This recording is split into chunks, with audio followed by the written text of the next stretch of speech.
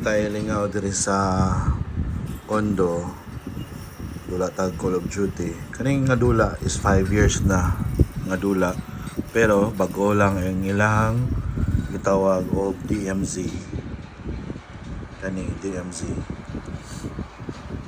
gi-clone nila ni or gi-copycat nila ni sa Delta Force Mobile. Then muning kwan Laderlingaw is TV. Then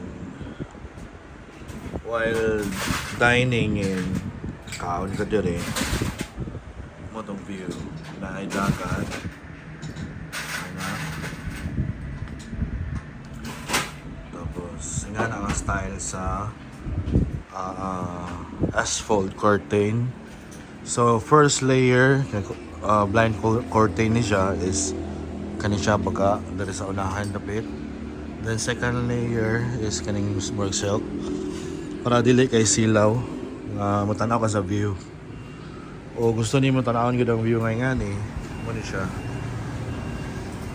So diri ka sa balcony. Then madungog na nimo ang Jones Avenue. So mo ning tugod ay nga biyahe diri Cebu to Manila, Manila, Cebu, Cagayan de Oro. Then SM Mabolo. SM Mabolo. Then the highest building or tallest building outside Luzon, ang Horizons 101.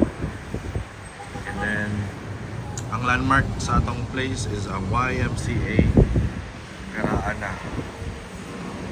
Film live ni sa una Virginia Foods na ron. Kanya video Jones. Then PLDT, then PRO Police Regional Office 7. Unang landmark sa West Jones Condo, which is natakaroon diri sa West Jones.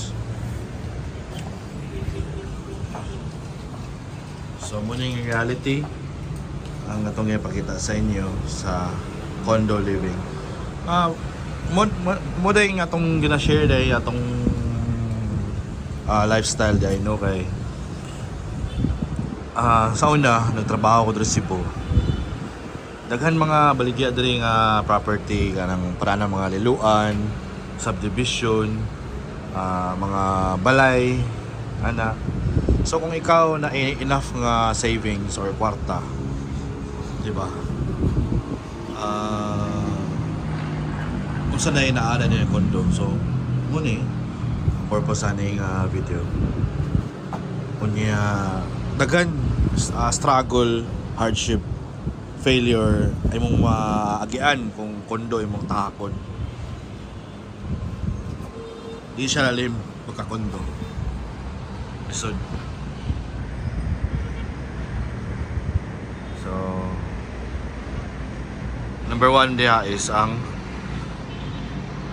paano ka magpuyo sa kondo nga ang ilang rules sa tagiya sa kondo di ka kabalhin o dili nimo ma-fully paid ang unit, di ba?